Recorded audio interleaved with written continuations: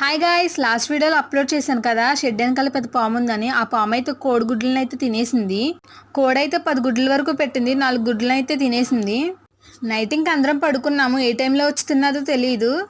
ఇంకా రోజు రోజుకి మిస్ అయిపోతున్నాయి ఏంటని చూస్తుంటే షెడ్కి చిన్న బెడ్జిమ్లో ఇంచి అయితే అది వచ్చి తినేసింది. ఇంకా దాన్ని ఎలాగైనా పట్టుకొని చంపాలని మా తమ్ముడు మార్నింగ్ నుంచి వెతుకుతూనే ఉన్నాడు. ఈవినింగ్ దొరికింది. ఇంకా దాన్ని అయితే చంపేశారు. నైట్లో చెట్టు పొదల్లో ఇంచి అయితే దాక్కొని వస్తుంది. ఇంకా మా అమ్మమ్మ వాళ్ళ ఇంటి వెనకాలైతే నారింజకాయ చెట్లు అయితే కాసాయి. అవన్నీ ఇంటికి పట్టుకెళ్ళడానికి అయితే కోస్తున్నాను.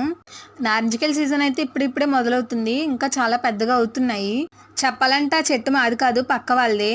చెట్టు వాళ్ళ సైడ్ ఉంటే చెట్టుకు కాసిన కాయలన్నీ మా సైడ్ ఉన్నాయి. ఇంకా కొన్ని అయితే కోసుకొని ఇంటికి పట్టుకు వెళ్ళాను. మీ సైడ్ ఉంటే కోసేసుకుంటారా అని అంటారేమో. లేదండి, వాళ్ళని అడిగే కోసుకున్నాను. ఇంకా పైన అయితే స్టే వేశారు. ఆ ఇల్లు కట్టు అయితే చాలా రోజులు అవుతుంది. ఎవరికైనా రెంట్కి ఇవ్వాలి అని చూస్తున్నారు.